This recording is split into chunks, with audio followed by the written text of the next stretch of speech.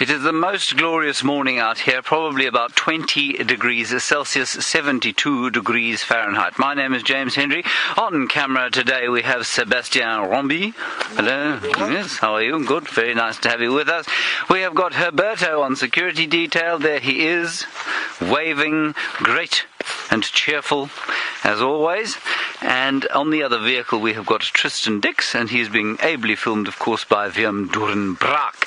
The Mara will join us in about half an hour, of course, and they will be, well, 150,000 hectares of it, or 370,000 acres, will be explored by Brent and Jamie and their respective camera people. In the final control, the terrifying voice of Kirsten McLennan-Smith is directing us, and she is being ably assisted by Carl Drogo, who has recently joined us from the United States. I'm not joking. Now, the most important part of what we're going to do out here, of course, is you. You need to talk to us, please, using the hashtag Safari Live on Twitter. You can also use the chat stream in the YouTube broadcast. Send us your questions, send us your comments, any conversations you'd like to have about Africa or conservation or... well, those are basically the things we can talk about. If you've got something else you'd want to talk about, you're always welcome to try and talk about it, and we'll see if we can engage you. Otherwise, those are the sort of two topics that we generally stick with Safari Live. And that is the housekeeping complete, is it? I've told you who I am, what the temperature is, I've told you how to talk to us, and I've told you who we are. Yes, good. Okay, now we can start looking at some wilderness.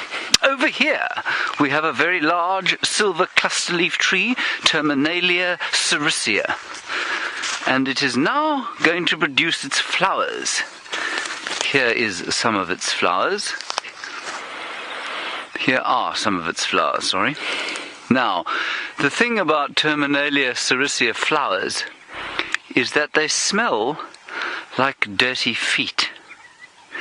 And not yet, thankfully, but in a few days' time, this place will be sort of infused with the smell of rotting foot. It is very distressing when it comes, and thankfully it doesn't last very long. And there's a grove of them way over the top of this clearing here. And if you drive through that, especially in the evenings, when they're all in flower, it is quite frightening. We've all had that one friend who at school didn't wear socks or something like that and had very smelly feet. That's what it smells like. Alrighty. There's the gorgeous sun. I do excuse the infrastructure, if you like. We're looking at the sun over the top of the landowner's garden. Nice to have a garden out here, wouldn't it be nice? Seb, you'd like a garden out here, wouldn't you? Yes. Yes, I'm sure you would. I would too. And it was the most pink sky I've seen for a very long time this morning. It's now turned orange, and it's shortly going to turn blazing hot. A question from Colbert, a man who obviously quite likes plants. You say, can we look for some succulents? You know, they're not very common here, but yes, we can certainly try and find some. I'm trying to think of an obvious example of one. I can't think of one. They are around. Scott used to find quite a few. He used to plant them outside his shower, just down there. We'll see if we can find some of those today.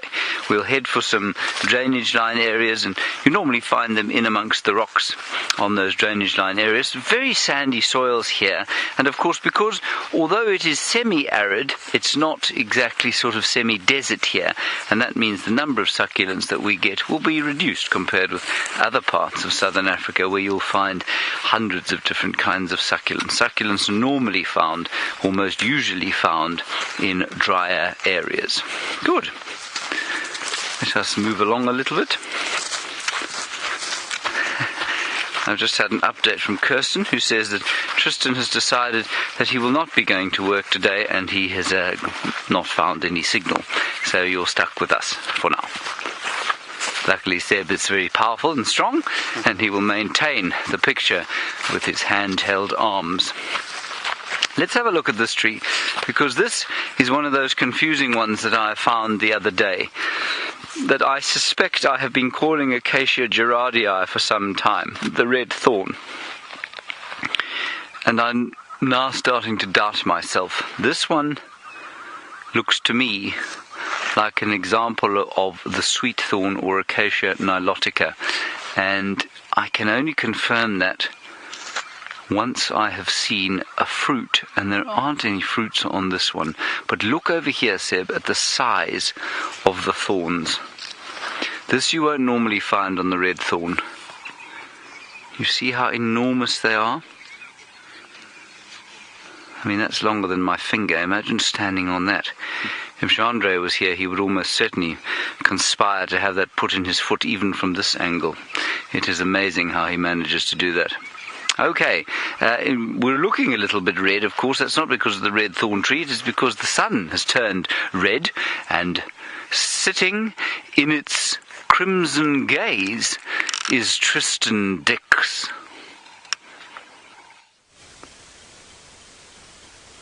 Indeed, I am James Hendry. We are sitting admiring the big orange golden globe that is coming up. I suppose red is actually a better colour for it. It is a beautiful sunrise this morning as it goes through the African bush.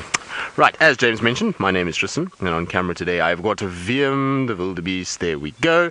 And we are coming to you live from South Africa, which means hashtag Safari Live on the tweet or YouTube chat if you want to get hold of us. Now, I was going down towards Treehouse Dam, and I was going to go and have a little look around for Hosanana and see where he might be if he has come north. We know Noel was waiting for him last night, but Herbert Khoza, who's with James, has just heard a leopard calling around Djuma camp. So we're going to just quickly change our direction and head back that way and see if we can't find this leopard somewhere around the camp. Maybe it's going towards Gallagher Pan. He says it's somewhere on Gallagher shortcut to that area. So without further ado, let's head in that direction. Hopefully we'll get lucky. Viema and I decided that we were going to do boundaries today. We were going to just drive the boundary and see. Hang on a second.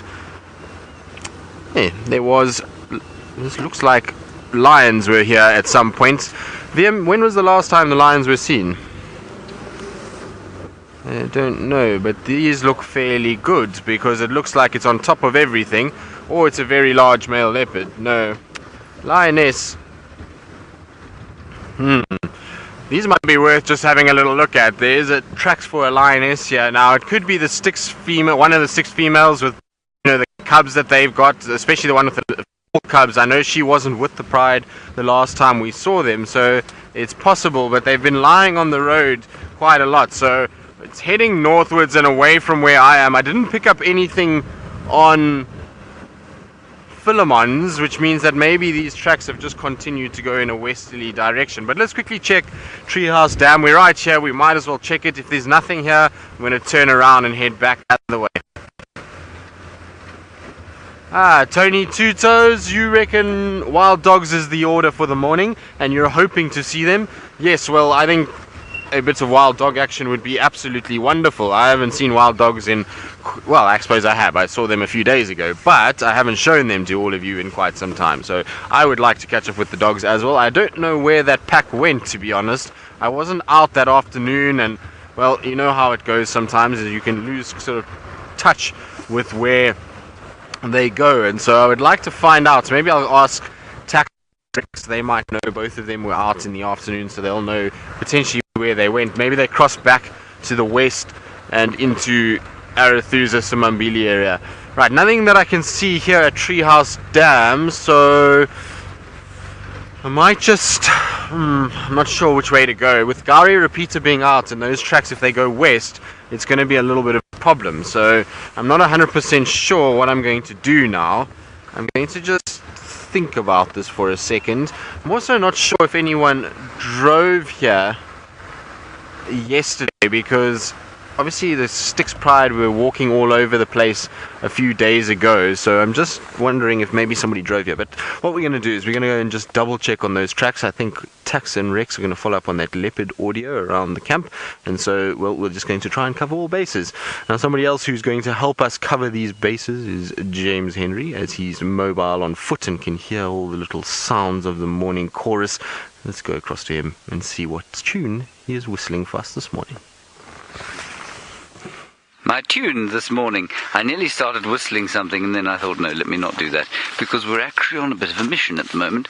We've heard the sounds of a leopard calling down in this drainage line beyond my old tent. And so we're going to follow up there. And also, there were sounds of wild dogs. And so Rexon, who is driving out of one of the camps here at Djuma, is going to go up to the northern boundary and see if we can't find those. So, very interesting, as Scott would put it, prospects for the morning. Now, it's glorious this time of the day, but I've got to tell you, come... I think probably 12 o'clock-ish or so, it's going to be beastly hot today.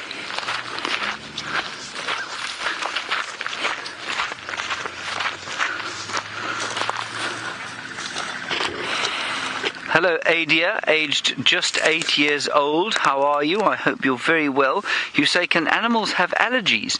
You know they can, but it's much rarer than you'll expect it to be in human beings. Human beings have allergies because we don't live very naturally. We eat bad things, we live in pollution, and we have a lot of stress that animals don't experience. And so that's where our allergies come from, basically.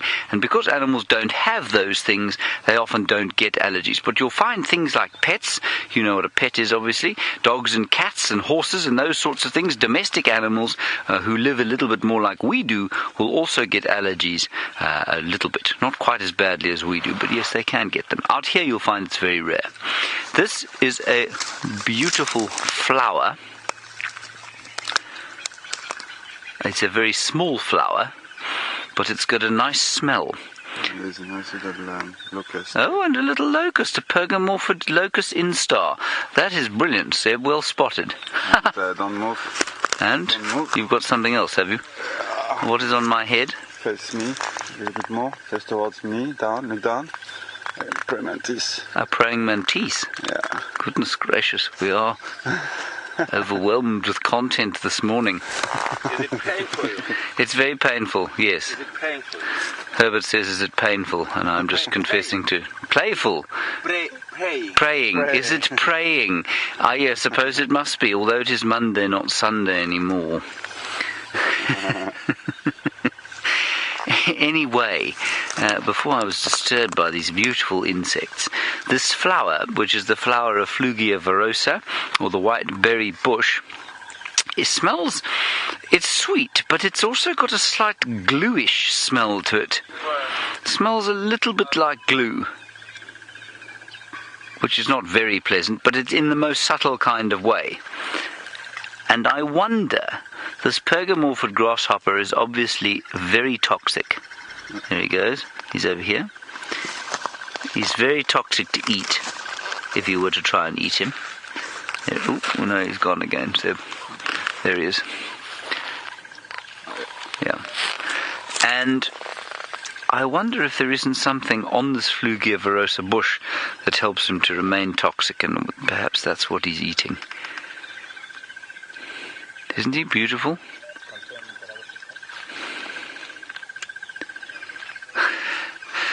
A really wonderful enthusiasm coming out of the final control. They say that he's lovely. Good. Okay. I'm just going to find out from Herbie. They've got the tracks there, so should we go that way? Okay. We're going to slightly divert ourselves.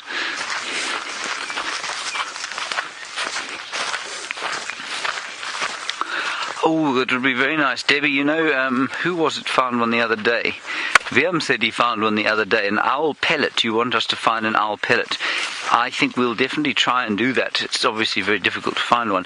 But Viam reckoned that he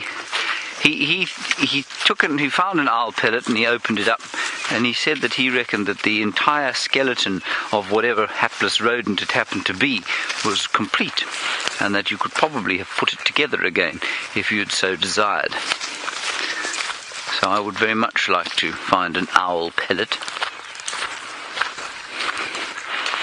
Yes, there is a very slight smell of glue about the place as we walk through this little sort of patch, if you like, of Flugia virosa bushes. There's a nyala. A little group of them.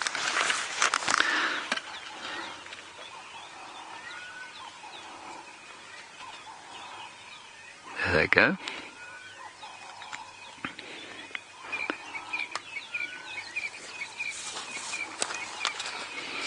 You still see them, Seb?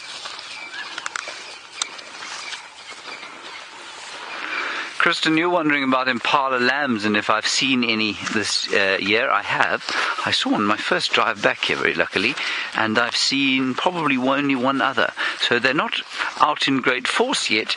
But what was interesting, of course, was that they are now, we think, about 2 weeks earlier than they came last year. 2 or 3 weeks earlier, because I think one was seen a week before I got back even. So they have been seen quite regularly. Herbert is looking a bit depressed now because the tracks that we were following seem to be heading off a long way north. I believe you're all taking bets as to how long my new friend is going to remain with us. I'm very pleased that he is still with us. Let's see if maybe he wants to come and track a leopard with Herbert. So we're going to walk a little bit faster now, as the light turns from orange to yellow and soon to burnt white. Herbert, is this leopard going towards Aubrey's Road? Zoe's. Ah, female. Oh, male leopard. Probably Tinganana, who will be moving at some pace. So we'll try and catch up with him, but we'll find lots of interesting things on the way regardless. Here, going to quickly have a look here. This is another one. Yeah, it is. The smell is actually, when they are this many flowers, the smell is actually relatively unpleasant. It smells like glue, and this is the Flugia verosa. Alrighty, let's head back across to Tristan. No, Tristan has lost all of his signal. That is very sad. Okay, let us continue.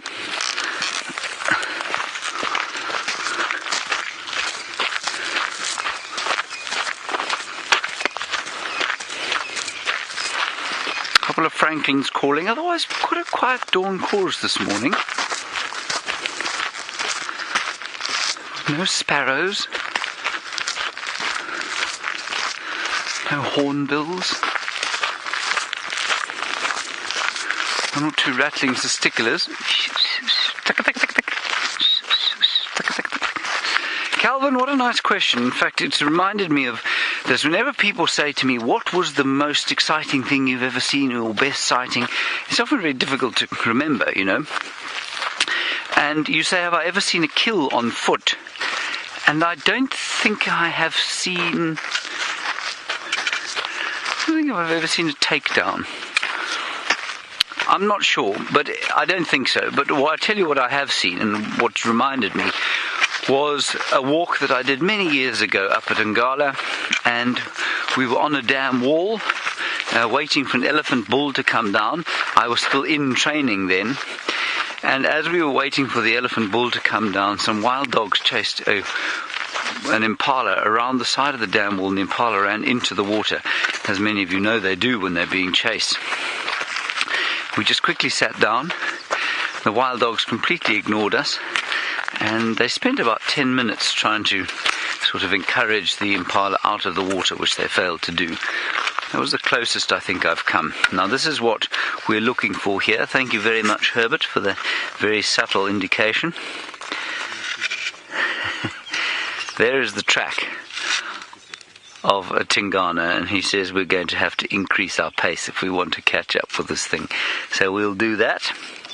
So that is the male leopard track. Now, if he's calling, he's marking territory, and because he's marking territory, he is moving at some speed, and so we are going to do the same. His tracks go along the road here. You can see next to Herbert's, next to my stick. This is now. He's walked along here about maybe 5 minutes ago. So we're going to start moving at quite a speed. While we do that, Tristan Dix has found some signal and would like to tell you something else interesting about the day. Well, James, it seems as though it's a track fest at the moment, is what I'm going to call it, because we've got tracks for these lines that cross over Philemon's. Well, it looks like they do go that direction up towards Zoe's. We've got another male leopard walking north on Zoe's tracks as well, and it sounds like Rexon's found 2 different tracks for male leopards around Vuyatela access. So it sounds as though somebody has been very busy last night, either stamping little leopard footprints all over the reserve, because I think that would be quite funny, or it's just that our male leopards are walking all over the place. Maybe Tingana has sensed somebody else is around, and so we're trying to get up to an area where I thought these tracks would pop out, but so far no luck. Now, I haven't seen any other tracks coming out from where I last saw, which was right down south on Zoe's, coming in this direction, and I was hoping that we would see them. Rex says to me that the tracks that he's got from Galago, which is the one that Herbie would have heard, is coming south towards this area. So it's worth us just driving in this direction and hoping that we get a bit lucky. It would be nice to find one of our leopards somewhere in this general vicinity. They seem to be all over the place at the moment.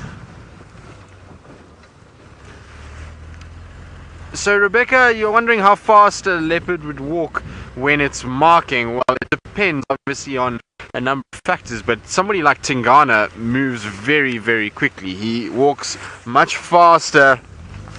So this track is still going south. I can see it here, but this is not the same leopard, I don't think. This leopard must be a different one, because at the end of the day Herbie heard it calling, and this track is from early this morning. But if they're walking and somebody like Tingana is scent marking, you'll find that he'll move pretty quickly. I would say at a speed, maybe fast walk. Rex. So just saying hello to Rex. He's just telling me about the tracks on the road, which I know about. I would say that maybe, just maybe, they would walk at about maybe 5 miles at a real brisk walk if Tingana was doing that. Some of the other leopards like Mvula, he tends to just kind of meander about and doesn't walk very fast at all. So it depends on how things are going and what's around them, and if he's a bit hyped up and there's another male around, he'll stride out and he'll tend to walk very. So I'm not about this particular the tracks that we're seeing here, like I say, are from early this morning. There's on top of them is a Janet, which means that they're not the freshest tracks. If Herbie heard one calling, it must be a different leopard that he heard calling, because this particular track, like I say, is not from right now. I was hoping that we would find tracks from right now and we'd be able to follow them, but let's see. I mean, you never know, we might get lucky somewhere in this general vicinity and find something. And Herbie was saying to me it was more Galago side. These tracks do come from Galago, but at the end of the day, if it's already walked here last night, it can't be the same individual. Now you might be wondering what tracks I'm talking about. I'm trying to show you. Let's see.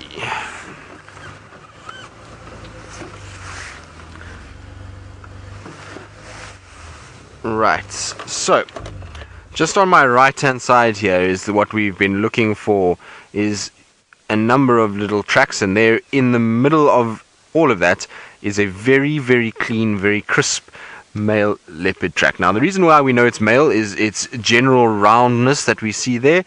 So it's got quite a round shape. It's also of its size. Now a female leopard wouldn't have a track that big. That track is probably, I would say, about the size of my palm, maybe a little bit smaller than that, but which is about right for a male leopard, and so we know that it's him. Also, no claws in front, toes fairly split out, and the 3 lobes at the back make it male leopard. Now, I'm just trying to listen to the radio. Herbie says to me that this leopard is calling a little bit further to our west, so it must be Tingana on a territorial patrol, and sounds like he's already crossing out of our area. Going westwards. Now the problem with that is if this leopard goes to no time, because at the end of the day it means that unfortunately he's going to go where the Gowrie repeater is down, and we can't actually go anywhere near there. So it's going to make life a little bit tough for us, but we'll try and see what we can do. I mean, I've come up the sort of edge of our limit and there's no sign of him. Nikki, you're wondering what I think of a leopard that hoisted a giraffe in the Mara. Well, Nikki, I mean, it's impressive. It's always impressive when you see a leopard with the giraffe hoisted into a tree. It's an amazing thing to see. It's not the first time I've seen it though. So I've seen Anderson do it, Tingana do it. I've seen a male down in the south of the Sabi Sands do it. So it does happen from time to time, and it is something that we do see. So I mean, it's not obviously a common occurrence, and it is pretty unbelievable to watch a male leopard take a giraffe into a tree, and it is pretty incredible. So I suppose any way you look at it, it's an amazing sight. I know Jamie was absolutely thrilled by it, and rightly so.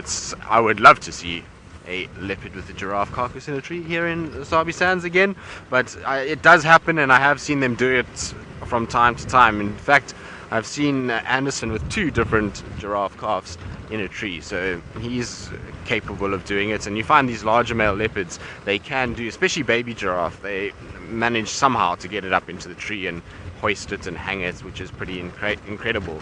But that male leopard that's in the Mara looks like an absolute beast. He's a really nice big individual.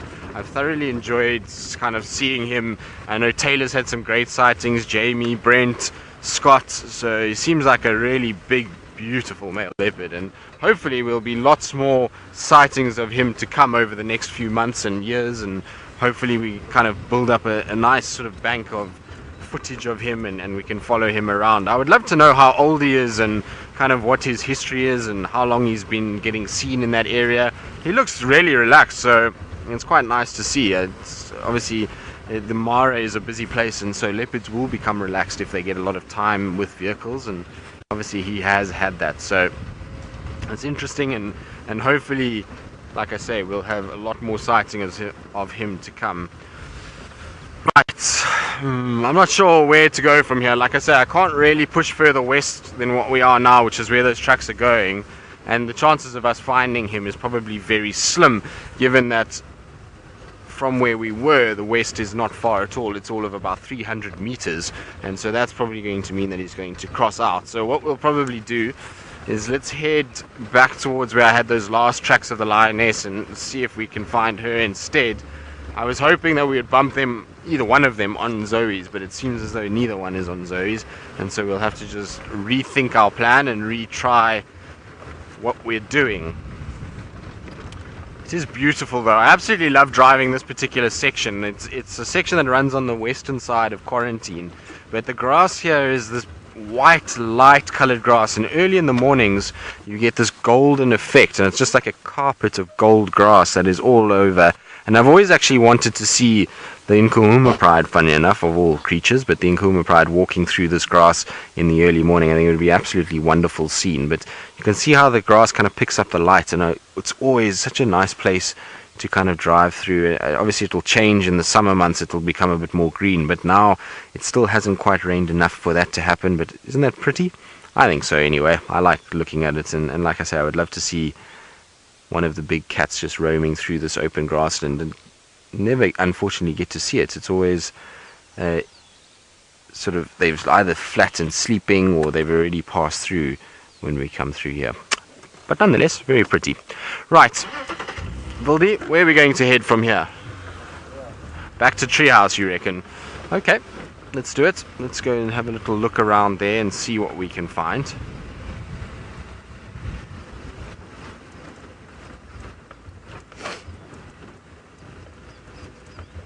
Brenda, you're wondering if Tandi's cubs are from Tingana, and is that why he's scent marking? We think so, yes. We don't know if Tandi mated with any other males. As far as I know, she hasn't. She wasn't seen mating with any other males, so it would make Tingana the male. Sorry, excuse me, there's a little spider web. But it would make Tingana the father of those cubs. In terms of him scent marking, I don't think it's related to the cubs. I think it's more related to the fact that there's a number of other males around, and he's got to make sure that he really kind of protects his areas, and he's got to go and scent mark effectively, because ultimately we know Djuma's been pushing into Arathusa, we know Hosanna is around and been scent marking, so he's really got to go about his business and make sure that he's keeping all of these other males out. And so these calling and territorial markings are pretty common been doing it as much as he should, particularly on this western side. And so leopards like Djuma and Mvula are just kind of moving through and really are taking over with this particular section, and so he needs to spend a bit of time trying to just dominate that area and make a lot of noise. Tandi's cubs would help with, I mean, that would also motivate him a little bit more, just to keep things a little bit kind of tighter and run a tighter ship in this area and make sure that his offspring is safe. So I suppose that does have something to do with it. If he knows that Tandi's given birth, you know, at the end of the day, he might not even know yet.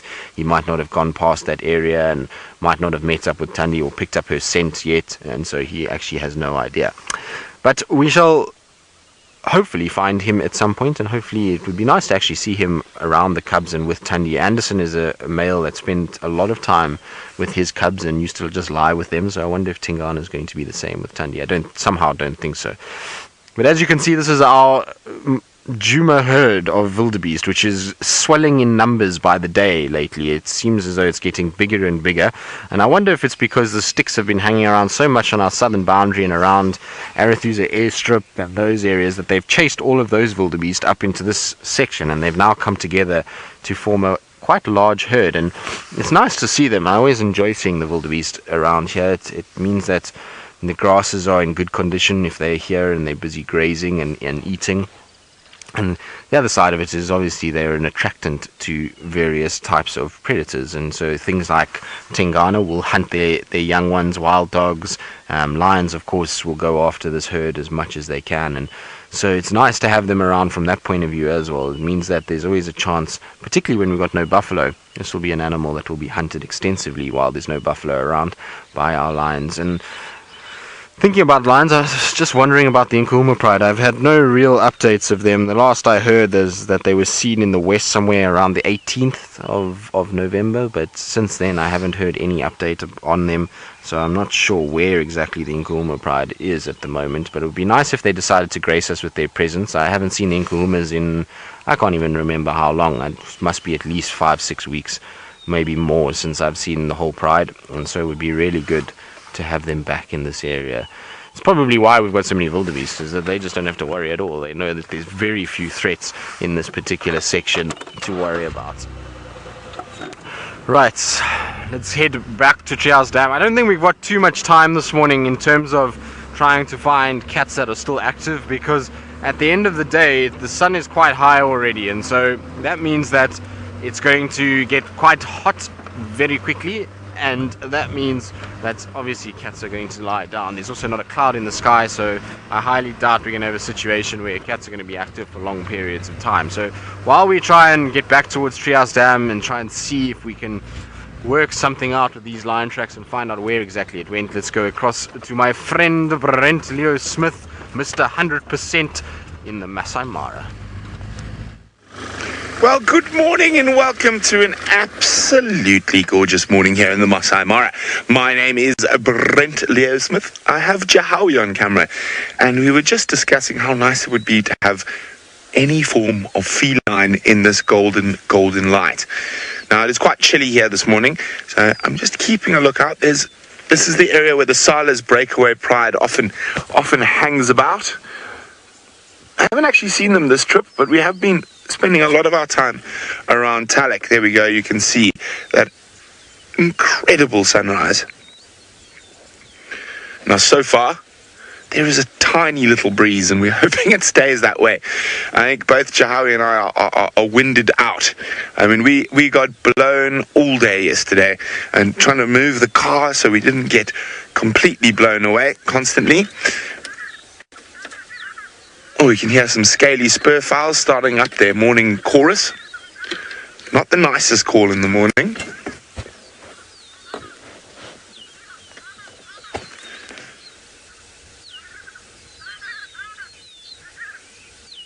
Oh, lions roaring. You got to be very careful how you listen with all these valleys around here.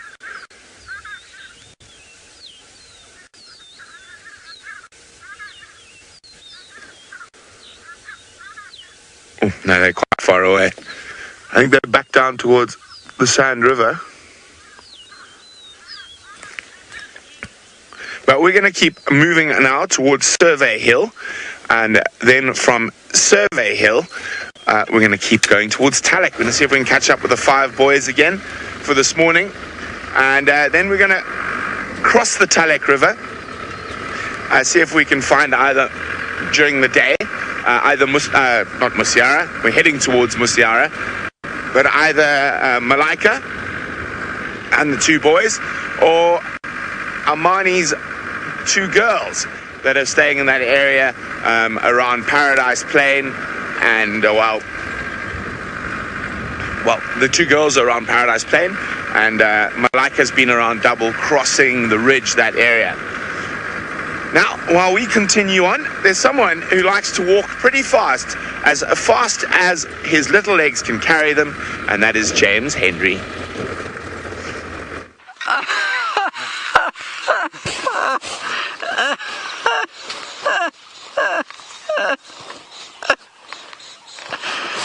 I was overcome with the humour of that link. We are now moving at a great speed towards the boundary. The tracks of Tingana have come all the way along the road. They've cut off towards what is the Gowrie repeater, which we've showed you before. I think our signal is still fine over here. And so now we're going to cut across and see if we just can't glimpse him. I'm pretty sure that he's going to cross into Arathusa, because that's his general modus operandi. He calls around Gallagher Pan, and if you don't understand where any of these things are, that's okay. In fact, I'll draw you a little map later. And he follows the line he follows Zoe's Road exactly, turns off at the big Balanites tree that Longlegs fell out of the other day. Wasn't that a funny day?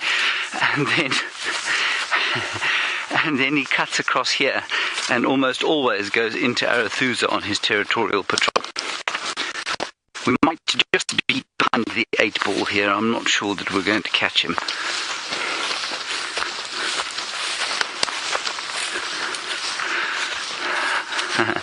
Lisa Marie, you make a very good question. You say, why do the animals tend to follow roads rather than making their own? Well, the reason they don't make their own is that they're not blessed with their opposable thumbs and large brains, which normally means that they struggle to invent things like excavators and graders, for example, operated with diesel and that sort of thing. So making roads for them is quite tough. So from that facetious answer, the same answer applies to us. We use roads because it's easier for us to use roads, and it's the same for animals. We're now walking through some pretty thick grass. It's inconvenient for us. We have to lift our feet higher. But more than that, remember, a leopard only stands this high off the ground, which means that if Seb drops the camera down, say leopard height, that's the view that Tingana has when he's walking through this grass. So you can see, Lisa Marie, if there's a convenient road for him to walk on, he can see much further in any direction than he could if he was walking through this bush. So you'll find that's why they use roads. Elephants do as well. I think it's just for the convenience of them. And they do, actually, as I'm sure you know, and I'm sure you've seen, they do make roads from time to time. Often hippos start them off, to and from waterholes, to and from grazing grounds, and then they get made larger by buffalo and by elephant, and certainly like this path that Herbert's on, for example. This will be followed by leopards, and I think it's probably the path that Tingana has taken to cross over this boundary. It's a nice question. Thank you for that.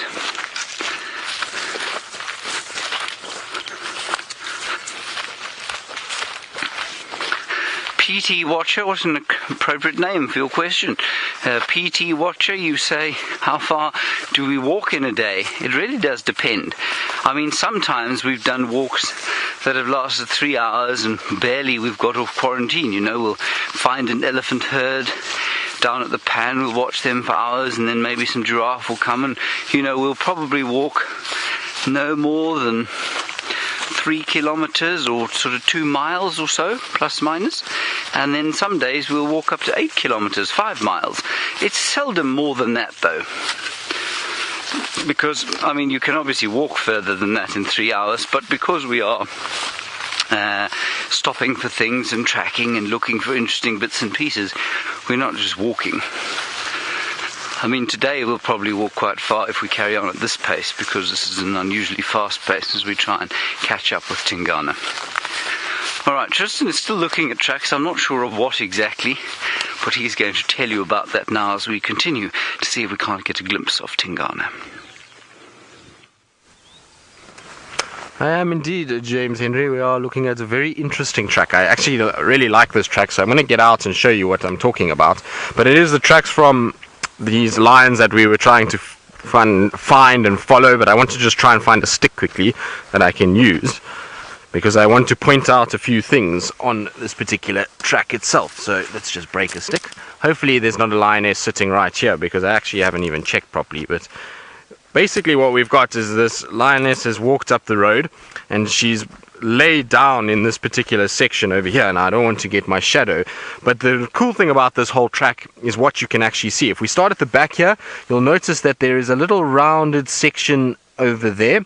So that is the tip of this lioness's tail, the little fluffy part of the tail. And then if you follow, there's a line that comes all the way along here, which is the tail. Then you get into the hip area, coming around, and then you've got these deep groove sections over here, which is the two back legs where they were lying down, and you can see then she stood up, and there is the footprint over here. So the 1, 2, 3 lobes there, then the 4 toes, there's the other foot over there, and if you come around, the rest of her body was around like this, and then down towards her front legs, which were over here. Now it looks as though there were young lions with her, because the track in the middle of all of this, if we look at this track over here, is much smaller than the big track at the back here. So that's the bigger track for the lioness, and then these are the smaller tracks. Now these tracks are not from those tiny little cubs. These are from what looks like a sub-adult cub. So I think it's one of the Styx females. Did not enough to be all of the Styx here. I don't think so, at least. It just seems like one of them. But it's such a cool track to see the tail mark coming all the way back and then where the feet have been sitting. It's very, very cool. You don't often see that little tail, and I like the little tuft at the end. That makes me, it just tickles me. I don't know why. It's nice just to see it. You don't often see it in a track itself.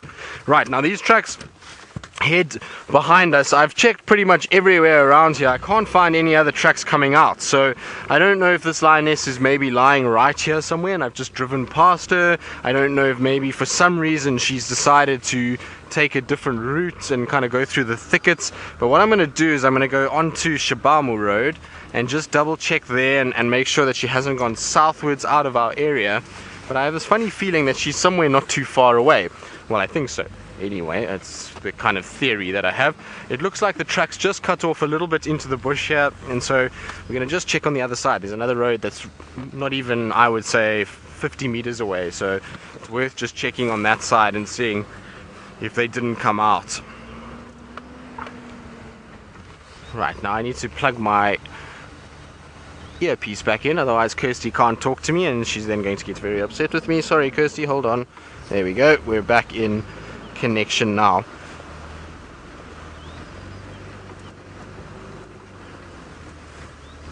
Michael, as I referred to just now, I have no idea where the Nkumas are. I was talking about it 10 minutes ago, and we were just saying that unfortunately there was, the last I heard was on the 18th, they were somewhere in the western sector, but since then I haven't heard anything. I don't know actually where they are, what they've gotten up to, or kind of what's their sort of movement has been.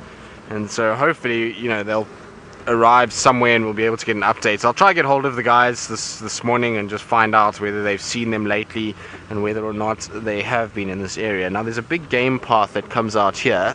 Let's have a look quickly. I haven't seen any track, but you can see there's a pathway that leads pretty much to where we were just now. So this just comes around, and that pathway would be a great place for lions to utilize and cross over. And so I just want to double check in this area. Doesn't look like anything is crossed here, but I'll just quickly double check, and while I do that, let's go across to James, who's looking at something far smaller than what we are looking for. To Herbert's disgust, I've become totally distracted by these ants that are carrying a piece of dung down into their nest. Look at them all, working as a team. They have a singular purpose. I've no doubt somebody who writes one of those deeply unhelpful leadership books could come up with all sorts of business strategies that would be designed from the cooperation of the ants here.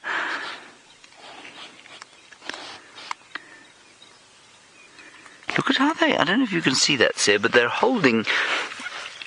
whole line of them sort of around it, stopping it from falling. They're sort of holding it and gently wedging it down the hole. And they'll probably actually take off bits of it from there and make it smaller there and then take it down inside.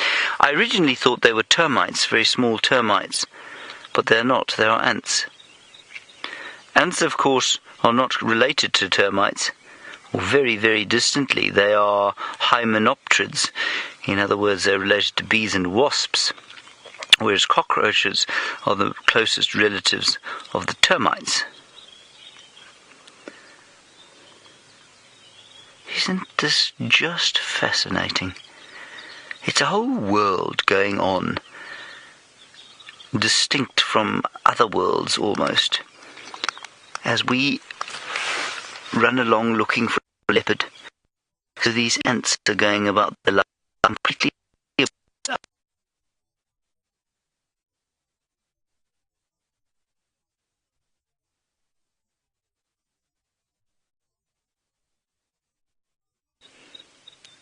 Isn't it amazing? And I mean, quite apart from the tweeness of what I'm going to say now, it doesn't take away from its sort of astonishing nature. There is a soldier ant crawling around on top. He's just making sure there aren't any invaders. But the teamwork here is entirely genetic. There is no captain telling these things what to do. There is no hierarchy. They just have a singular purpose to which they are all committed genetically. And I suppose it does bring to mind that old analogy, or not old analogy, that old story, maybe apocryphal or not. But when somebody met a cleaner, who in fact I think his job was to clean the privy at NASA, and somebody said to him, "What is your job?" And he said, "It's to send somebody to the moon." It was just before the moon landings, and he had absolutely nothing to do with mission control or shuttles or anything else like that. He cleaned the privy. But the entire grouping had the same singular purpose, to get man onto the moon. It's a lovely story. Whether it's true or not, I'm not sure. But that's exactly what's going on here. The entire purpose of this colony is to get that piece of dung down into the hole, and nobody's telling them what to do. It's all encoded in the strands of DNA that are contained in every single cell of every single ant here. Isn't that amazing? Isn't it amazing to think that the millions of cells that make up these ants, every single one of those cells has got all of the genetic material required for every little ant? I find it almost inconceivable. Mystic, you want to know if I've ever seen an ant fight? I haven't seen... Have I seen ants? Yes, I have. It's normally that you'll find ants fighting with termites, though. So I have certainly seen ants fighting, and I remember one of the first times I did see a kind of ant-termite or ant-on-ant interaction. It was very clear to see it was black ants versus red ants. And the red ants gave the black ants a horrible pasting, and they were stealing their eggs. I think the black ants were vegetarians, and the red ants were meat eaters. And while the battle was raging all around the entrance to the black ant nest, the red ant raiding party was going down, grabbing the eggs and running back to their nest. It was like a sort of... those sort of land-based pirates, I guess. It really did look like a sort of medieval raid on a castle or on a settlement, a very peaceful settlement of vegetarian black ants suddenly set upon by gangsters. Okay, while you think about that, terrible thing that I had to witness. Let's go back to the Masai Mara. They have rebooted everything, and Jamie Patterson is out there on the hunt.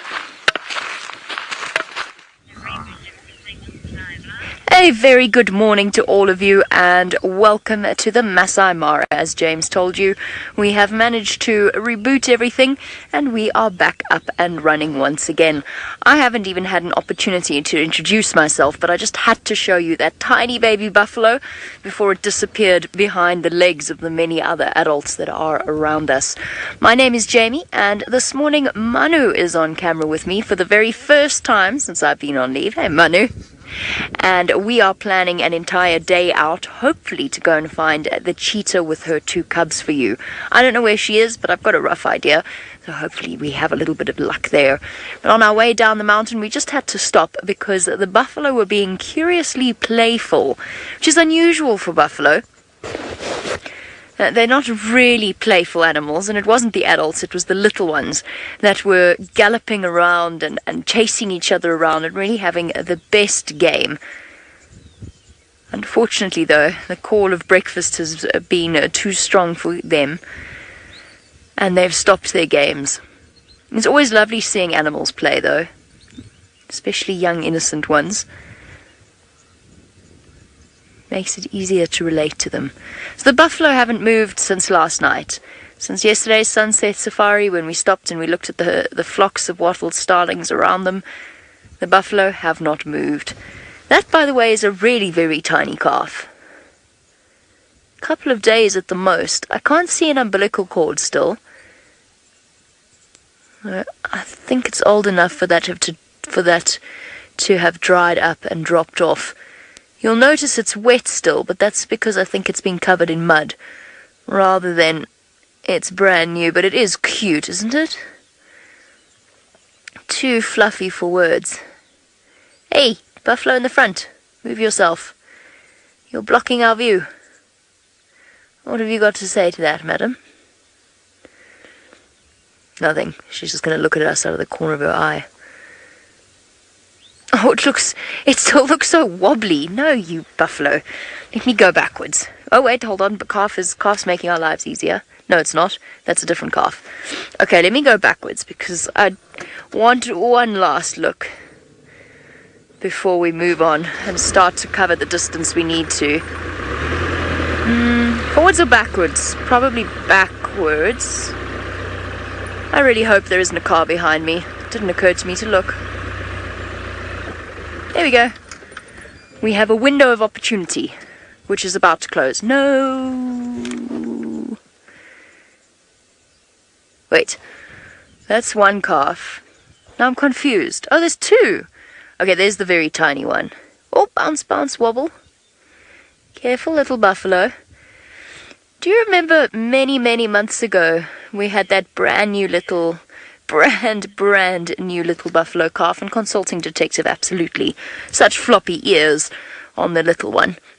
We had a brand new buffalo calf, and the mother... Let me try and remember what happened. The mother wasn't getting up yet, was she?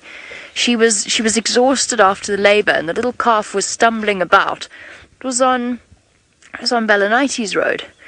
And little calf was stumbling about and ultimately was trying to suckle from every single buffalo around it, and made the unfortunate error of trying to suckle from a buffalo bull and got thrown into the air.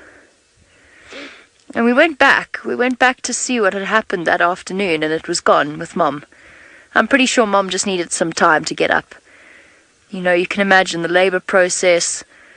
All of her vitamins and minerals were, or at least, you know, the sort of the nutrient levels in her fluids would have all been up the spout, so to speak, and she was just exhausted.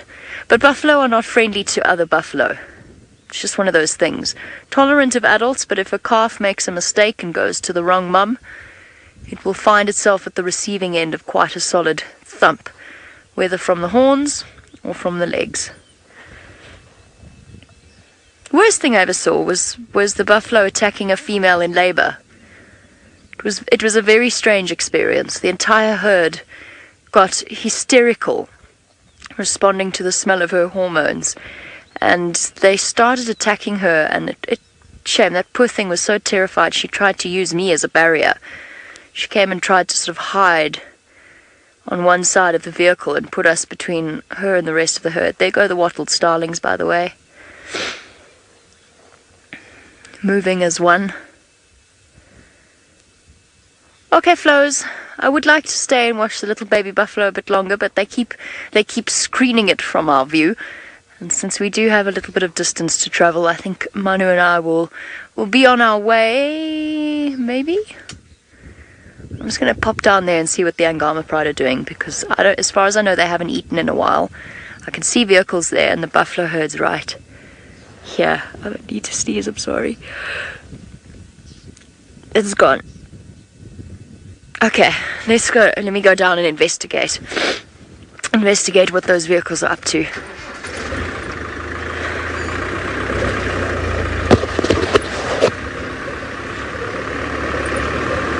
No Flows.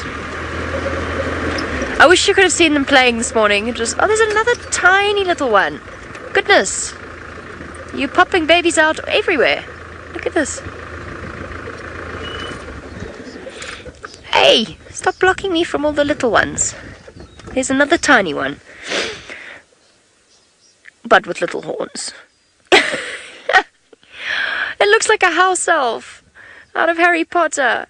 Those ridiculous ears. Look, it's Dobby. Dobby the buffalo. Dobby the buffalo, what have you got to say for yourself, huh? Can I give you a sock? I'm sorry, I don't have a sock with me. And I'm not giving you my scarf or my jacket because it's cold. Although you look like you could use it. Manu, any socks to present Dobby the buffalo? Not at the moment. Me neither. Don't worry, Dobby. I'll come back and give you a pair of socks, or just one will do. Jared's buddy, am I near the Black Rock Pride? Black Rock Pride. Speaking of lions, there's another one. So many Dobbies, so many house elves. Can start spew. That is an obscure reference for those who haven't read Harry Potter. No, I'm about as far away from Black Rock Pride as I could possibly get, short of not being in the Masai Mara. I will go and see the Black Rock Pride. I promise you, I will go and find the Black Rock Pride when I go to the other side of the river. Because then when Brent and myself are both that side, then we will be able to spread our attentions throughout that area. And then, yes, I'll go and visit the Black Rock Pride and we'll go and see how the 9 little cubs are doing. Look how dejected it looks. Oh.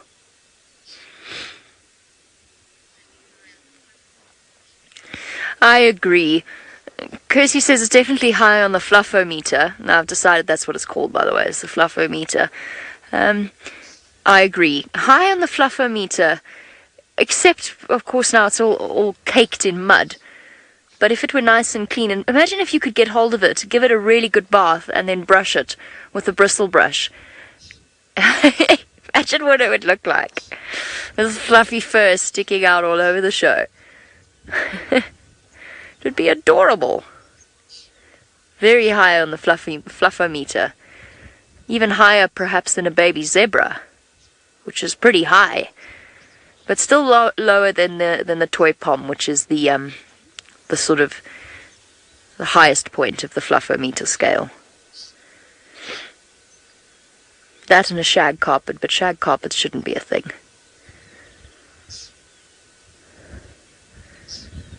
Okay, Buffalo, you're a little big to be eating breakfast from Mum. You should be fully weaned. I once had a buff. It really is a little bit large to be enjoying breakfast. I had, for those of you that don't know, I had a buffalo named after me once. Originally it was Jamie, but it was decided that it didn't suit it, so it became Patty, after Patterson, which is a much better name for a buffalo, as you can imagine. Patty the buffalo calf was the one that was born after that experience where the mother tried to hide behind me. Hence why Patty the buffalo was named after me. And Patty the buffalo we rescued her in the end, because it was a breeding herd of buffalo that was being reintroduced into an area, a TB-free area. There was a breeding herd of buffalo, and we rescued Patty the buffalo. And Patty the buffalo was raised by 2 sheep. But before Patty the buffalo was raised by 2 sheep, she was raised by one very dedicated man and his 2 dogs, a Weimaraner and a Dalmatian. And due to the buffalo's habit of feeding from their mothers in the way that they do, Patty became quite a problem for this poor gentleman, a friend of mine, because when she wanted more to drink, she would apply the same principle to poor Ross, with the end result being, well, I don't think I need to describe it. I'm sure men around the world have just sort of winced in sympathy. So Patty developed a habit of that, and once it got to the point where she was capable of doing serious damages, she was transferred to a pen, rejected by the rest of the herd, and as a result was given 2 sheep to keep her company. So it was Patty and her 2 sheep. How on earth those sheep survived, none of us will ever know. How one of them didn't get eaten by a leopard is beyond me. But they didn't. Patty and the 2 sheep, it sounds like a band. Some kind of obscure indie rock band. Patty and the 2 sheep.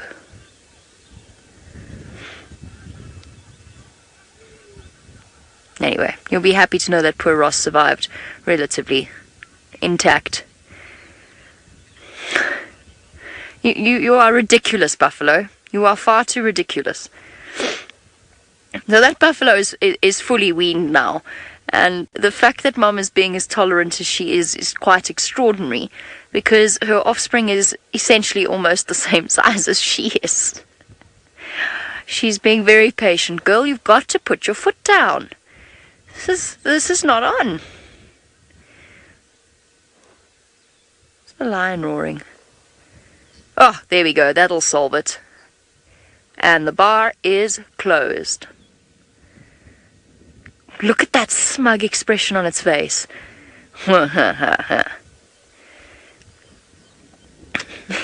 You look so pleased with yourself, with your lips full of milk. My goodness, would you like a napkin?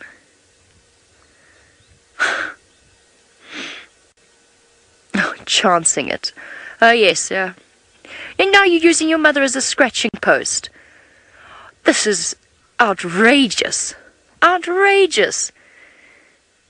What an abuse of maternal instinct.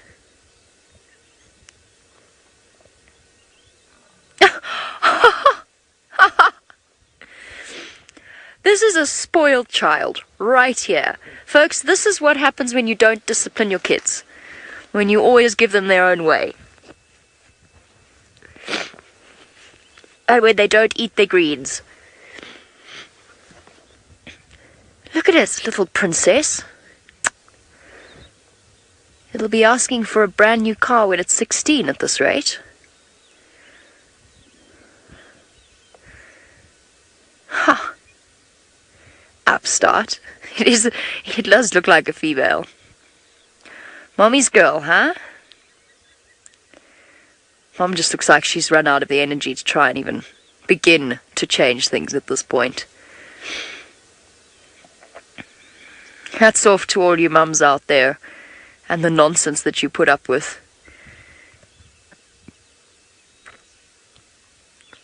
It does happen. You see it with wildebeest, you see it with all antelope, and with buffalo and with giraffe as well, where essentially the youngsters chance it. And I wonder if there isn't a connection as well to that female's pregnancy, because she's almost at the point where she'll be pregnant again. Kanra? Absolutely, that buffalo is a millennial. Look at it. Next thing you know, she'll be going out and having avocado on toast with all her friends and not saving up for her future. She has an Instagram profile that's called... What would her Instagram profile be called? Come on, somebody help me here. I'm running out of inspiration. Oh, no, come on. Stop using your mother as a scratching post.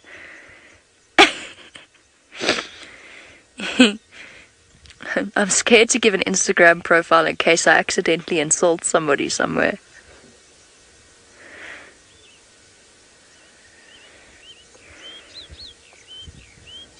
Hey, millennial. Coming over here, ruining the economy that was ruined already.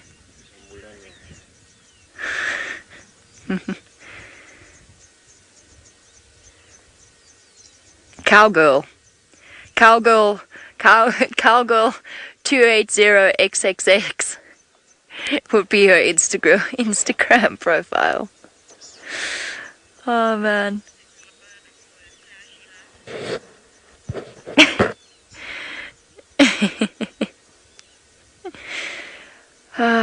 You just can't deal with millennials, huh? All that caring about social issues. She's very offended now. She's very offended. We've deeply offended her.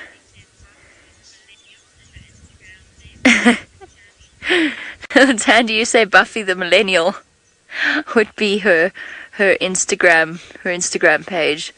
What about Flo Grazer? Get it? Get it? Yes? No? Oh, she's going back in for more. Is avocado toast not good enough for you, huh?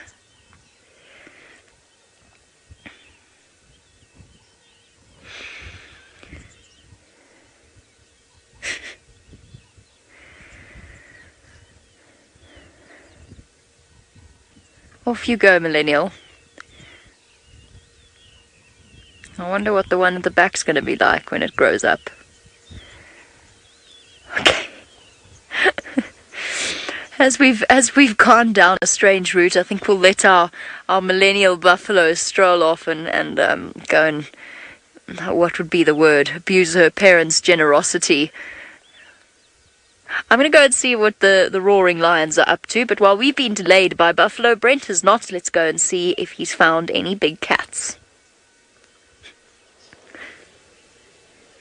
Well, we found 2 members of the coalition of 4 that live on the top end of the Rongai Valley around Hammerkorp. Now, these 2 boys are part of the 4 we saw beat up the male with that very strange, almost box-like shaved mane. And it looks like they've caught a young wildebeest early this morning. Or, what I think has possibly happened, because there were quite a few hyenas around, they might have even stolen it from the hyenas. Now remember, this is coming to you 100% live from the Masai Mara in Kenya. If you want to ask me any questions, hashtag Safari Live on whatever platform you might be watching upon. So this male, he hasn't got the best bits. He's eating part of the stomach, the lower intestine. And you can see how carefully he's eating it.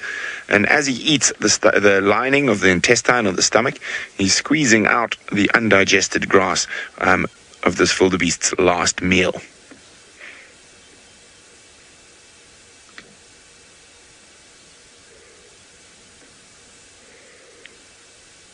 Now he might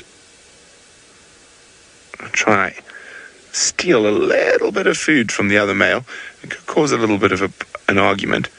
But at the moment, he thinks he's probably going to try scavenge what he can from around. Oh, we can hear the wildebeest in the background. No. Scavenge what he... Oh, there we go. So he's got the lion's share, so to speak.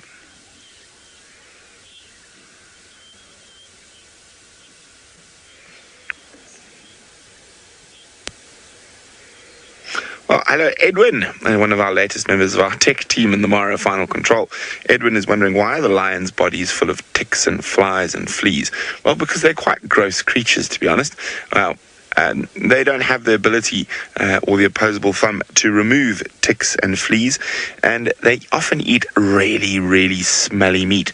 And that, of course, attracts the flies. The flies are attracted to most animals out here, and a lot of different species of flies will be around lions.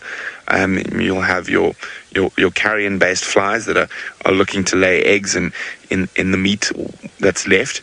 But you also have a lot of your little stable flies, and those are the ones that irritate the lions and other animals quite extensively, because they actually feed on blood. So they're buzzing around and they'll bite them. Now, normally the worst hit area are the ears. So if you often look on the back of a lion's ears, since this guy is so kindly sat there. You can see how he's flicking his ears constantly, and the reason is there's not a lot of fur, and you can see quite a lot of the damage. Oh, there's a tick for you, Edwin. There we go, on his ear as well. So, of course, as they walk through the grass, they'll pick up the ticks. Sometimes, there we go, that's trying to get rid of the flies. Now, those little biting flies like the ears and the face because the fur is not as thick there, so they're able to get down to the skin and suck some blood out of the boys, in this case. We've got a little jackal who's arrived on the scene. He'll probably keep his distance a little bit. You can see the lion suddenly popped up and spotted him. And you see some wildebeest behind the jackal as well.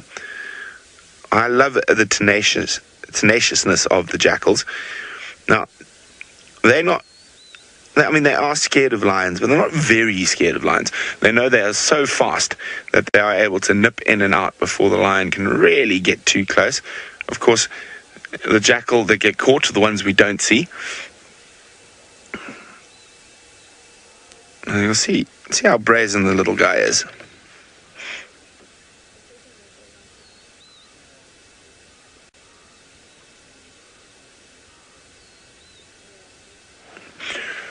So lots of wildebeest in this area. We're not far from where we left the 5 musketeers last night. So we will go have a look for them a little bit later.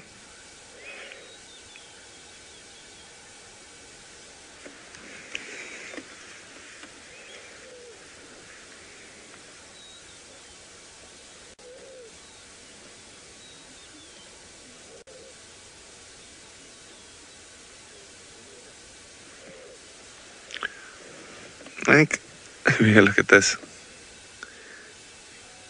Look how close he's getting to that massive male lion. Is there a little tidbit that he can steal?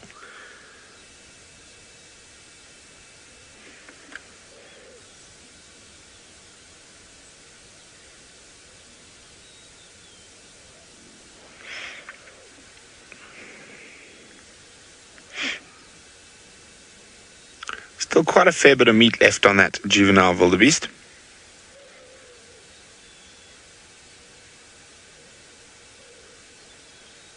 Look at him sneaking in.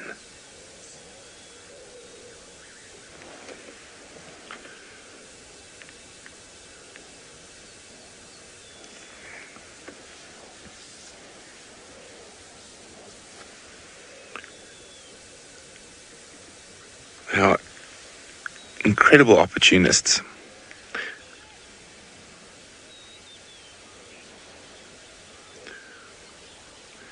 Well, it looks like the jackal is going to lie down and wait for the lions to be done. And he's not going to take a risk of getting too close.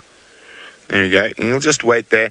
He doesn't need big pieces of meat like lion, so he's quite happy to wait until the carcass is done.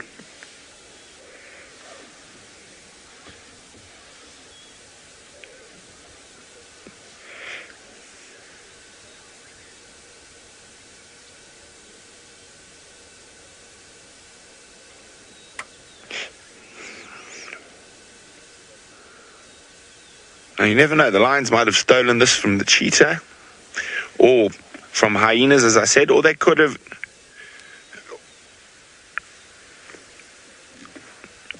Now, I don't think much is going to happen here with the jackal and the lions, especially with 2 big male lions and such a small carcass. On a bigger carcass, there might be more opportunity for the jackal to snipe in and out. But with these 2 males and such a small carcass, not much is probably going to happen. The jackal's just going to bide his time until the lions decide to move off and the carcass is finished, and then feed off the scraps. Oh, jackal's trying to prove me wrong. He's up again.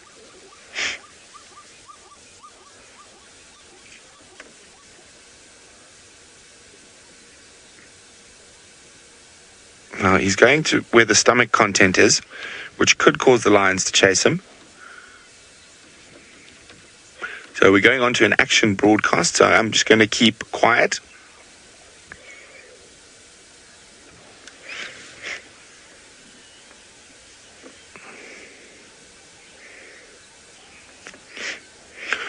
welcome to everyone. We are live from Kenya in the Masai Mara with a cheeky little jackal and two big male lions.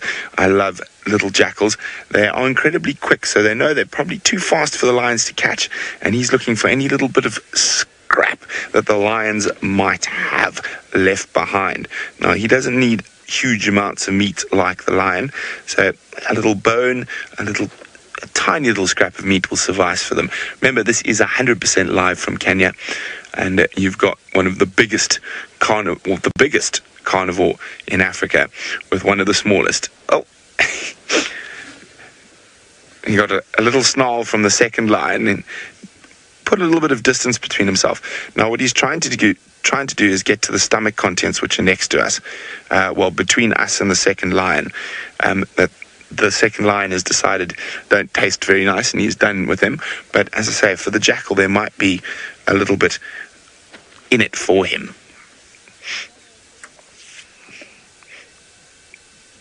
Oh, where are you off to, Mr. Jackal? No, he's going to play the patience game.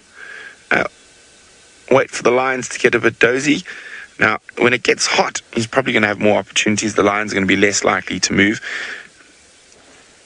But it is quite early in the morning here in Kenya, so the lions are still very much awake before the heat of the day starts.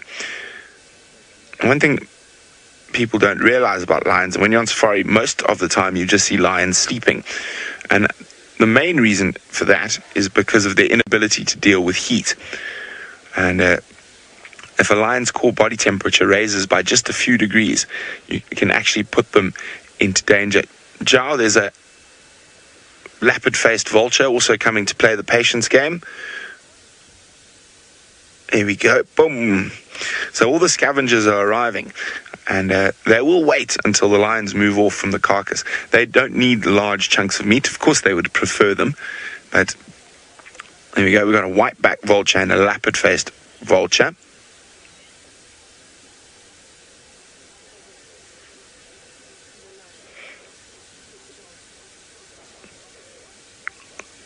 Oh, we can hear lots of other animals in the distance. Zebra and wildebeest.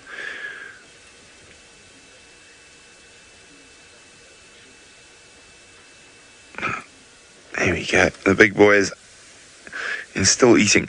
Now, there are normally 4 lions in this coalition. We've only got 2 at the moment. That doesn't mean the coalition is broken. It means the other 2 might be patrolling a different sector of their territory, and these 2 are here. Now, the interesting thing is that you can see who is the dominant out of these 2 lions just by who's feeding on the carcass. They're both quite hungry, but this male is really sitting over the prime piece of wildebeest, while the other male is sort of lying off to the side.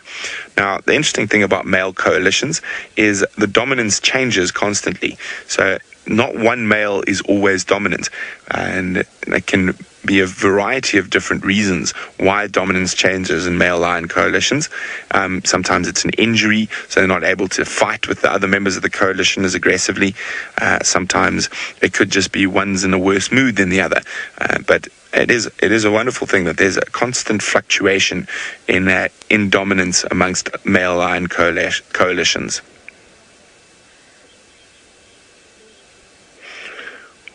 I think these guys are going to carry on munching upon their wildebeest. I'm going to go see if we can find the 5 cheetah boys. While we do that, Jamie has got a hippo who's a bit worse for wear. A hippo that is very much the worse for the wear, and although the front half of it looks absolutely fine, when I first noticed it I realized it wasn't walking properly, and the reason becomes immediately apparent when you see its back leg. Now, it's hard to see exactly what's caused that injury. My suspicion would be that it's another hippo. I think it's been a tusk wound just to the top of the back of its leg, and I think its infection has actually set in and eaten away the skin around its leg. I'm going to turn around in a second. It's just been giving me this slightly hairy eyeball as it's been moving along, so I want to just make sure it's far enough away before I start my engine. I don't want it to be frightened in any way. Obviously, with that injury in particular, it's going to be feeling far more vulnerable and far more threatened than it might otherwise. Now there's a ranger just up ahead of us. They've obviously picked up on the injury.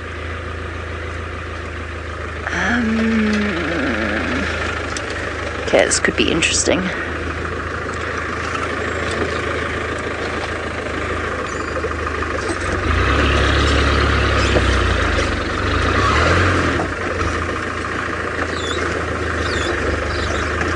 Shame, hippo. Now, as we move into the dry season, we are going to move into the dry season, and it's apparently usually at its worst around January. So we haven't quite got there yet. But as we move into the dry season, we'll see more and more of these hippos as space becomes limited, and particularly the males will fight over the remaining pools of water. And for those hippo that are unfortunate enough not to be strong enough to fight for a place in the river, all that remains to them is these various water holes, these little rivers that run along down from the mountain. Oh, he keeps disappearing behind bushes, but I don't want to push it too much. Shame, hippo.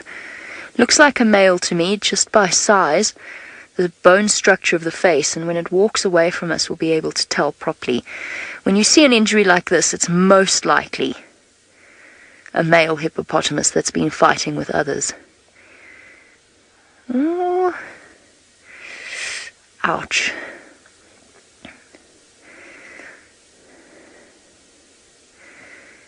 Yeah, looks like a male.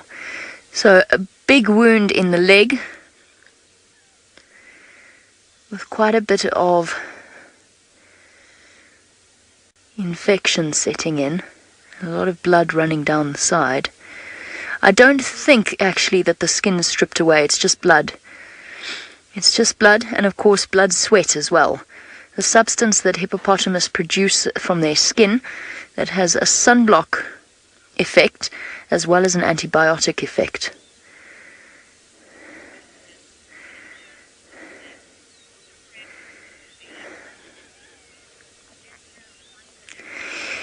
Ginger Wonderling, I don't know. There is the possibility that yes, the rangers might actually interfere and treat the injured hippo. I'm not sure what their policy is with hippopotamus, but there is a chance that they will actually treat it. So the Kenyan approach is different to the South African one for our new viewers, and it's a confusing thing for those of you that have been watching for a long time. I understand that. So essentially the South African approach is to let nature take its course. If there's a human-induced injury, then they will treat it. The vets will come in and they will treat it. If it's a human-introduced disease, anything like that, a snare, an injury that's been caused by a bullet, obviously the authorities will intervene and treat the animal. The approach is slightly different here in Kenya. In Kenya, they will, particularly in the Masai Mara, if the animal's even suffered a natural injury, they will intervene and they will treat it.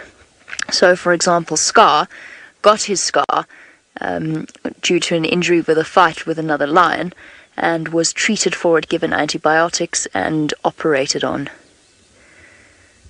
So there is a possibility. I'm not sure if they will treat it or not. This could also heal on its own.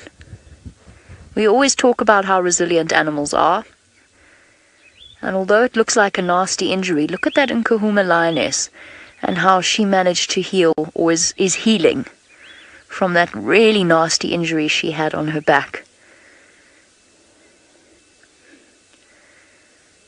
And because it's as large as it is, it could still defend itself against predators. Something like a pride of lions would still have a very tough time if it were to try and attack this hippo.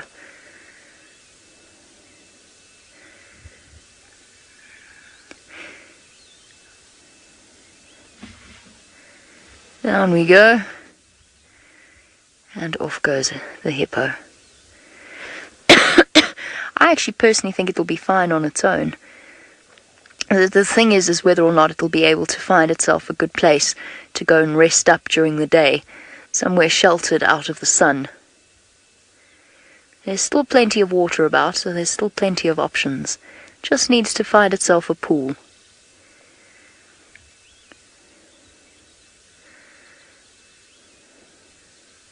The one particular instance where authorities will step in with an injured hippos, actually it sort of ties into what Obtuse, did I get that right? Obtuse Harry was saying about the hippo having revenge on its mind, and it does have a Obtuse Willie. It does have a certain determined look upon its face, but that is another instance where people will intervene, even in South Africa with injured hippo, is when they spend a lot of time around human settlements, around camps, anything like that. People have to be exceptionally careful, because an injured hippo and an injured buffalo are probably the most dangerous animals, because they will have a tendency to move about a camp, because there are no other animals there. It's a safe place for them. And as a result, they do become a threat to human lives. If they're really struggling, spending a lot of time near a camp, people walking around at night, it becomes very dangerous. And a hippo is dangerous at the best of times. An injured hippo is even more so. There was a time during the drought in South Africa where the hippo that lived around the Boyatela Dam was in terrible condition. All of the hippos were. It was tragic. It was in terrible condition. There was no food for it to eat, and as a result it was coming to the camps, because the camps tend to have, well, fences and areas where the grass was still a little bit greener, thanks to the fact that, well, other animals didn't move around there.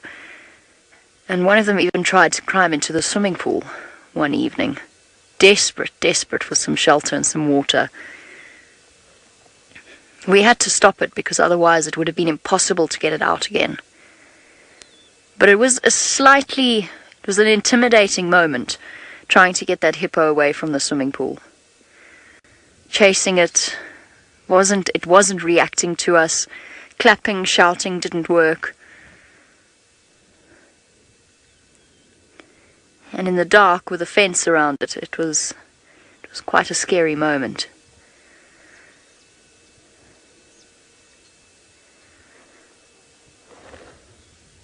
Okay, on we go. We're going to start heading in the direction of, hopefully, where that cheetah was, around the salt lick. Fingers crossed she's still there.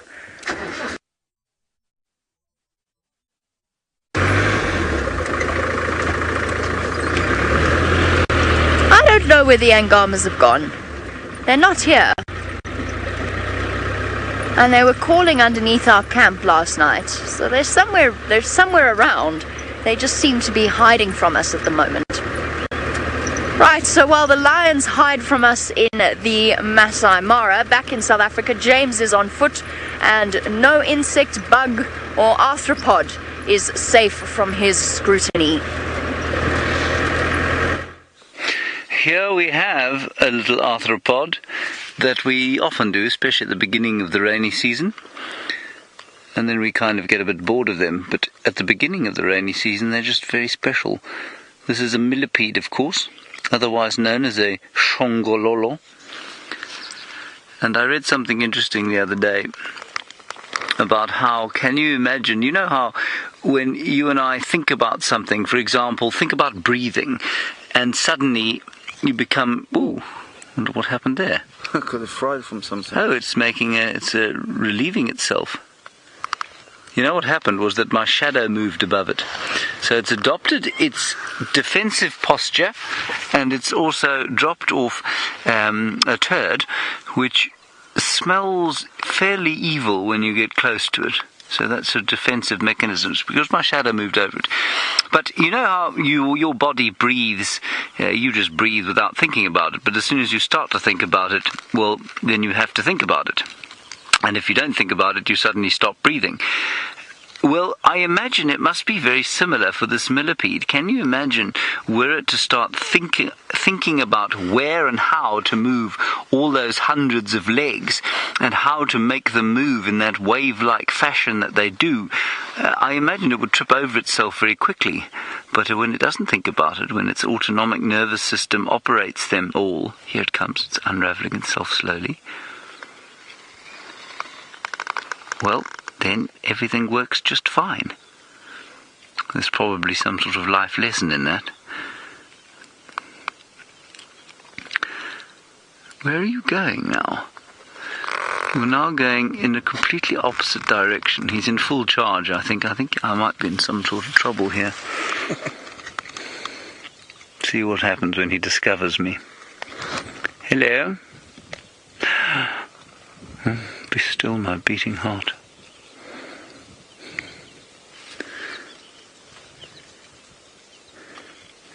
And off he goes.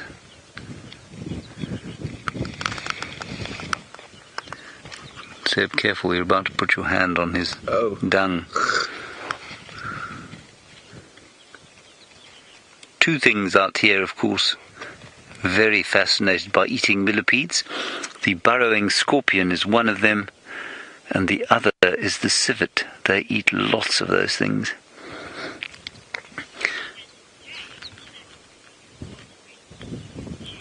Jay, you say, are millipedes dangerous? Jay, I am not a very brave fellow, and so, were millipedes dangerous, you can rest assured that I wouldn't be lying on the floor as one approached me. They are dangerous if you were to put them in your mouth and suck on them, because they have cyanide in their exoskeletons, but in small concentrations. But it's enough to deter most predators, except things like the scorpion and the civet. And they obviously have methods of digesting them, ways of digesting the toxins. If you have a pet at home, you'll find that they will avoid them. We have a small dog where I live down in the Eastern Cape. His name is Fenton. And Fenton likes to investigate shongololos, but he will never put one in his mouth. So they obviously smell pretty bad. Well, they do smell pretty bad, but especially to the potential predators. Here's his dung, not Fenton's. Fenton's dung we would not be examining. It is very foul indeed. There is the dung of the millipede. And it is vegetarian dung, because they eat dead and decaying plant matter. But this little pellet does actually have a fairly unpleasant smell. Yeah, look, it's not as bad as Trubshaw's, not Trubshaw's, Fenton's, but it's pretty bad. On that note, we're going to go across to Tristan with Tundi's turd. Indeed. Now, VM has just asked me, am I going to go and smell Tundi's poop?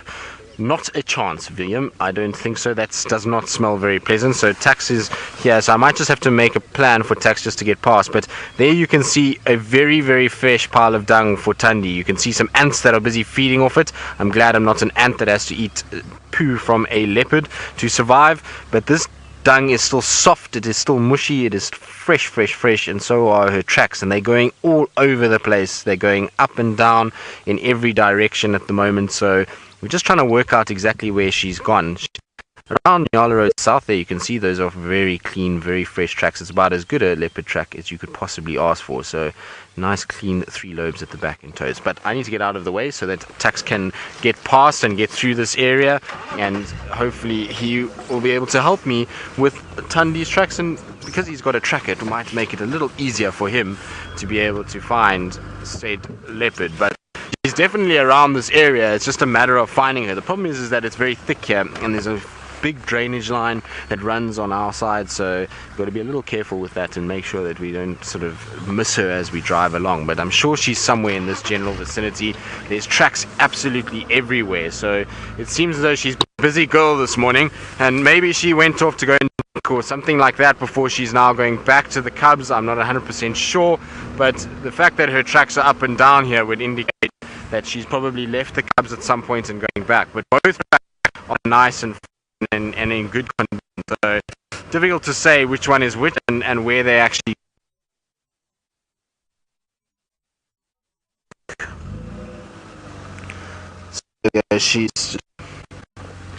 So she's just cut off squirrels and grey go-away birds calling down here.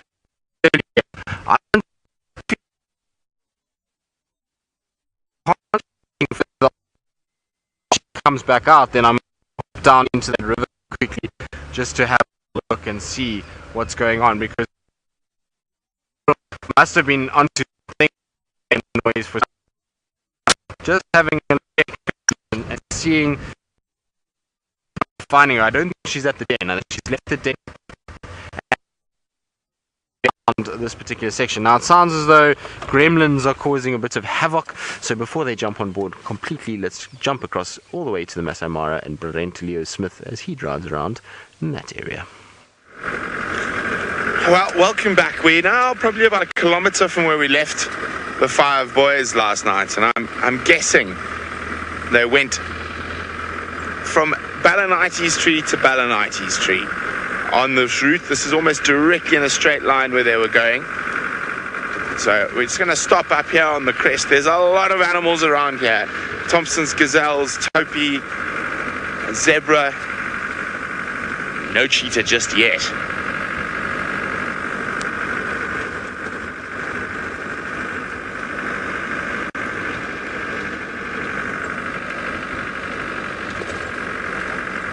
So we've got the Posey Plain down ahead of us in the Talek River Valley.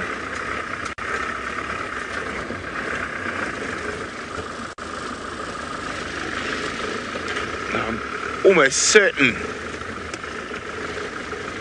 they would have been around this tree last night.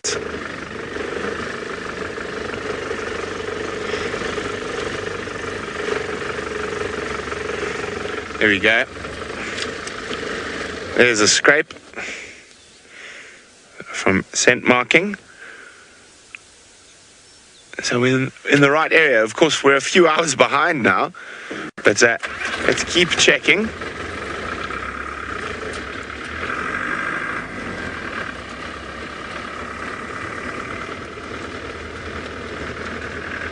Now they don't, for the last while, they haven't tended to go too far to the east. We're going to check along here up to that ridge over there and then possibly down towards the Posey Plain. But as I say, there's a lot of animals everywhere. I'm seeing tommies, zebra. So we're just going to stop under the next tree, whip out the binos, have a good scope about.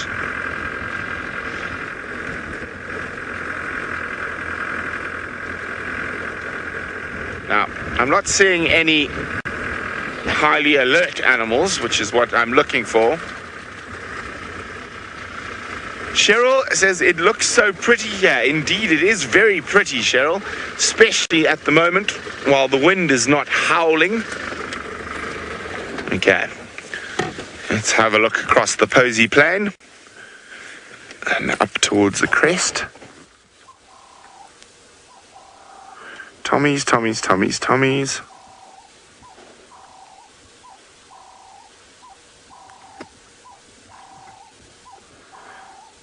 I can hear the Cape Turtle Dove giving it horns above us in the Balanites.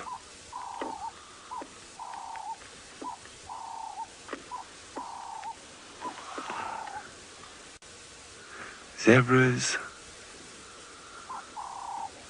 I'm not seeing anything just yet. Apart from zebra, topi and Thompson's gazelle. And an impala.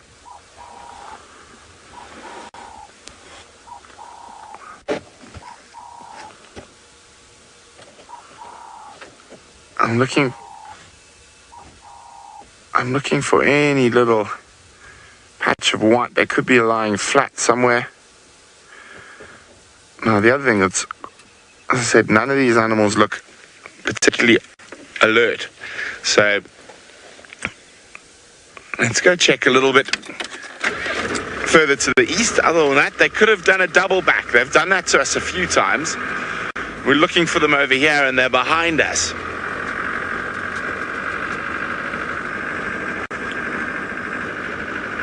We got this cloud cover this morning, which could keep them active a little bit longer.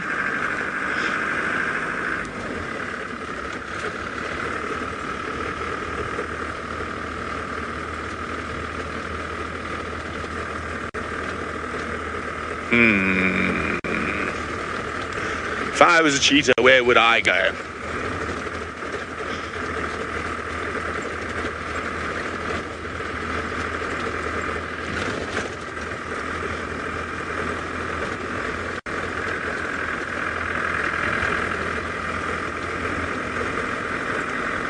I'd go to the next tree.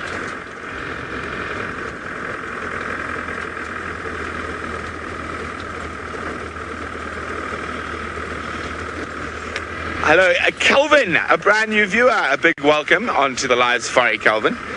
Calvin would like to know, have we seen kills in real time and how do we feel about it? Well, Calvin, we've seen a lot of kills in real time, especially with the cheetah I'm looking for at the moment. And how I feel about it? Well, it's always fascinating. Oh, we got a bit of battle here. It looks like a Montagu's Harrier being attacked by some lapwings. So obviously they've got chicks close by. Oof, they're so quick. Let me just go. Let me go back. No, the Harrier has left the area where the lapwings chicks are, or nest is, so they've stopped attacking. But so Calvin, for me, the most fascinating thing about watching the hunt is the build-up and seeing the different tactics different animals use, the different tactics different individual animals of the same species use. Sometimes the actual killing itself can be quite difficult. I mean, lions and buffalo in particular, sometimes it can take them an hour and a half to actually kill the buffalo. So I don't know, we're out here to observe nature in everything, in the difficult things to watch, the pretty things, the babies.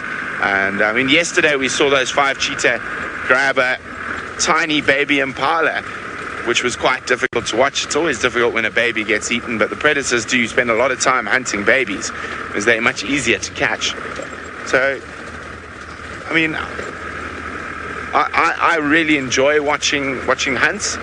The killing not so much, but the build-up and the speed and the chase and the takedown are always really fascinating to me.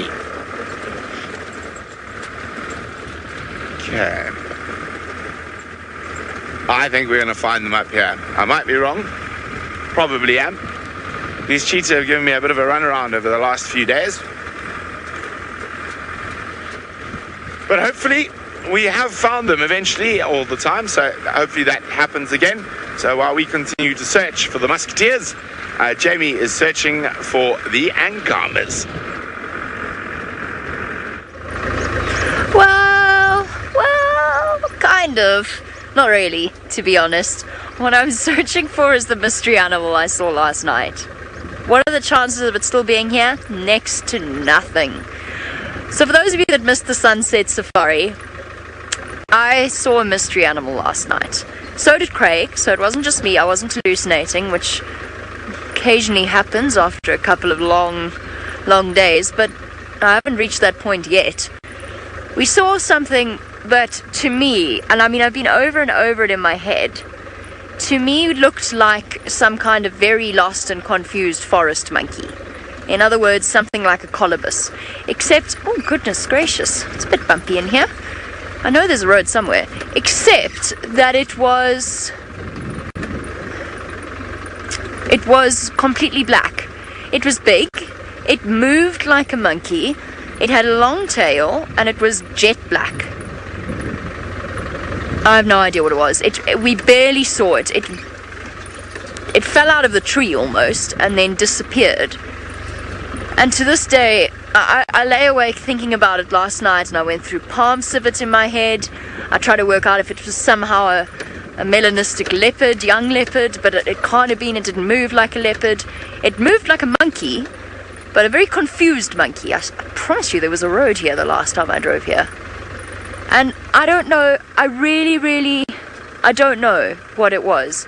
And the chances of me ever finding out now are next to nothing. Really. I don't know what it was. I will remain forever confused, and if Craig hadn't seen it... Josh says it was a mystical flying shadow baboon. It's the best explanation I've heard so far, to be honest. Better than mine. It's not often that we come out here and we see something that we don't know what it is. And it moved so quickly that I barely had a chance to look at it. To me, a monkey would have gone down, run away from us, and then climbed up a tree, not vanished into thin air. I don't know. I'm going to go and search some more. I'm going to just poke around. Maybe, just maybe we get lucky. While we poke around for the mystery animal, if indeed that's what we can call it, let's go back across to Djuma. I didn't hear from Kirsty exactly what it was that Tristan was doing, but I'm sure he'd love to tell you himself. Well, I'm not sure what Jamie said. I just got that. So what we do have is a hyena, if that's what Jamie was asking, and it is coasting through the bushes. And we're down in the drainage line because the tracks for Tundi go down in here.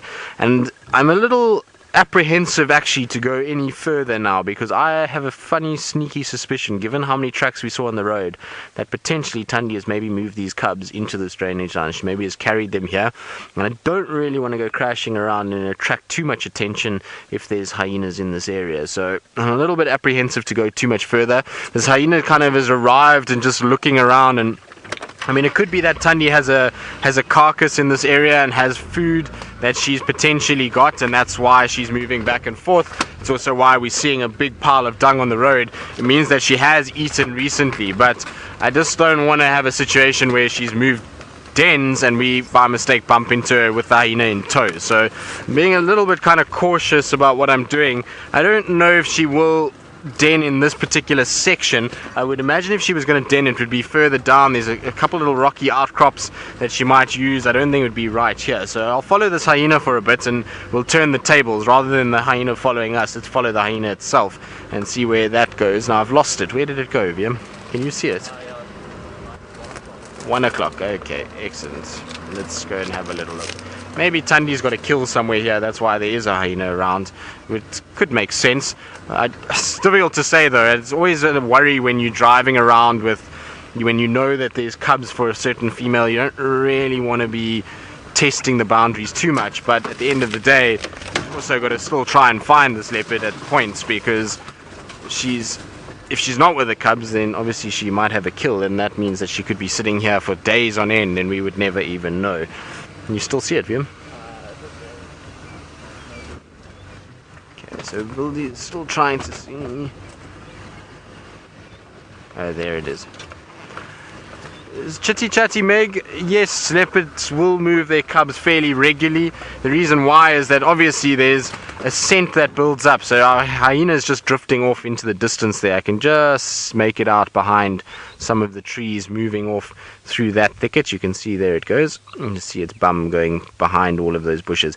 So they have to be able to move the den quite regularly. The little cubs urinate, defecate, make a lot of mess, and that causes a smell to develop, and she then has to move them to a new place so that things like hyenas and lions don't find those cubs and kill them while they're still very, very small. So in the initial phases, the den gets moved quite often. Actually, it's not as quick as everyone thinks. You'll find that the cubs move probably every, I would say, 2 to 3 weeks they're being moved. Now I can hear a squirrel alarm calling here, so I wonder if maybe she's not here somewhere and this hyena is just onto her scent. So I'm just going to try and drop down and around. It's not the friendliest of terrain here, and particularly after all the rain that we've had, it's kind of eroded these sections and it's a lot harder to negotiate than I would have hoped for.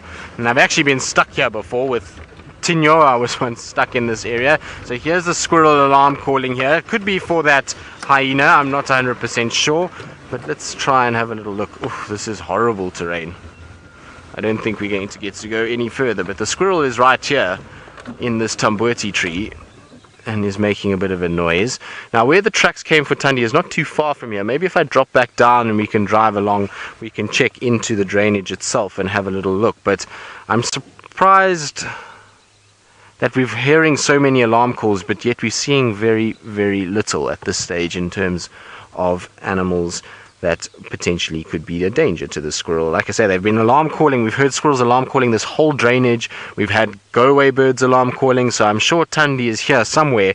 I've just got to try and find her and see where she is. Now that the hyena has moved away, I can continue on my original sort of mission, which was to head to where I last had tracks going into the riverbed. The problem is also reception isn't great. Viam, are we good there? I think let's go down this way, Vim, and see if we can find a way through. I'm not sure how we're going to do this, but we're going to try our very best to negotiate.